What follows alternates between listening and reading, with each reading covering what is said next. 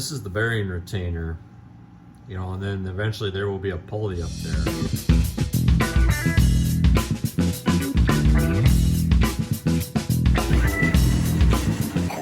Hans here, Harbor Freight Mini Mill project. Thanks for tuning in. And if you haven't done so already, please like and subscribe. It helps me out and it keeps you notified when I release new videos for this project. So today I'm going to go over the mounting of the Z-axis, the top cover for the column, and then the bearing retainer, and it'll be the planning of that and making it, and you'll see a little trials and tribulations like usual. Yes, I had some goof ups this go around too, but I fixed them. I'm looking forward to the next step, so thanks again for tuning in, and I hope you enjoy this video. Gonna take the measurements to get the center line of the screw now, so that way I can design the bearing mount and the way that it attaches to the column. So the first thing I've done is bump the power head down just a little bit so I can get some measuring tools on the screw. I've also locked the gibs down because the ball screw is being held by the arm that connects to here. So by locking down the gibs, I've got it in a condition where there's no clearance on the gibs, which means that if I tighten the gibs, the position of the ball screw won't move. 2.529. So I've measured the distance from here to here and I subtracted the block. This is 1 inch thick. It allowed me to get a good measurement here. A caliper is not as precise as a micrometer, but the way that I'm holding the bearings, I'm allowing a little bit of, I'm allowing some clearance in the mounting holes, so the bearing can be lined up perfectly concentric with the screw. So there'll be enough clearance in the mount holes that I can use a caliper to get the measurements. 2.163, 3.94, 2.365. The first part I'm going to design is the plate that's going to bolt on here, and I'm going to have to probably drill and tap some holes to attach it. Then the bearing mounts on top of that, and then the motor from there.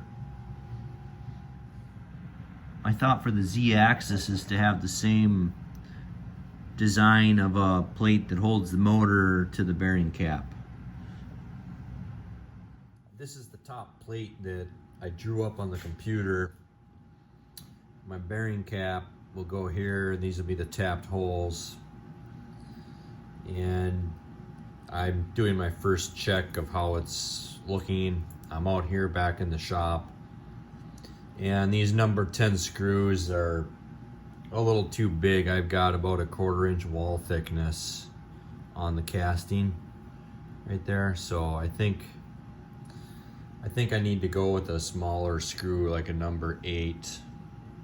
So I'm gonna make that change, and I've got to drill and tap into the casting below that. This is a through hole.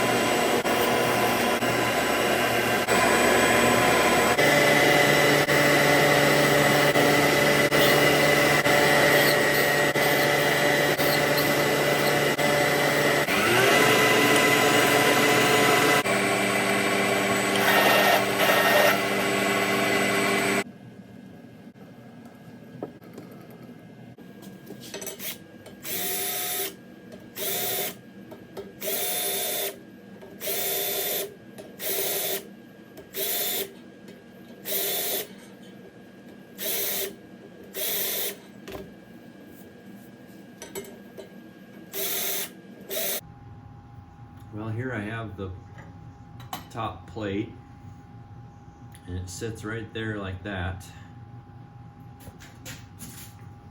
So that looks pretty good. All right, now I've got a transfer punch that's exactly the same diameter as this hole that I drilled right here. So I put it in there, and then give it a little tap. And now I've got my pre-drill, my mark for my pre-drill right there.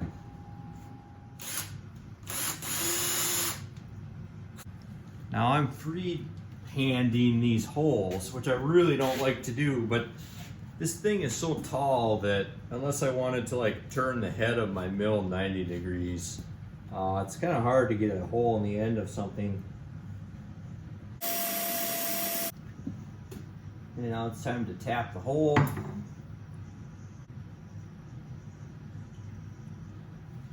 When you tap, you want to go forward and back. You don't want to just go straight down like a drill.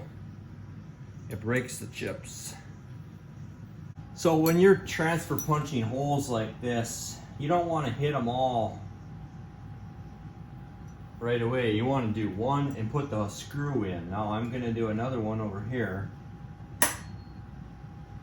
And now transfer punch that. I just transfer punch that hole, drill that one.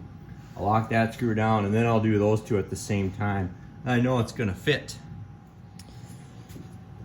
Well, I got these two screws in, and then I discovered that the head of this screw is sticking out past where the dovetail from the power head is gonna catch it. So I'm gonna back this screw up. I'm gonna drill new holes here on these two, push them that way to get it out of the way. So that way I can lift the power head on and off and I don't have to worry about that.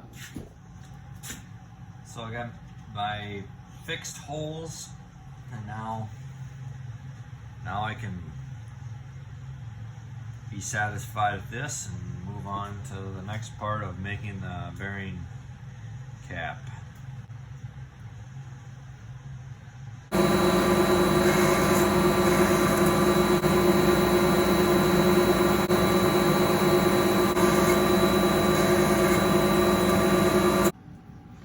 I've got my third bearing retainer made for the Z-axis. That's going to bolt right there, and then I'll make another arm to hold the motor. But you know, this is the bearing retainer, you know, and then eventually there will be a pulley up there. But then the motor is going to hang over here with the shaft coming up like that, and then the belt will be right there. So I'm getting close, folks, getting close. Thanks for watching.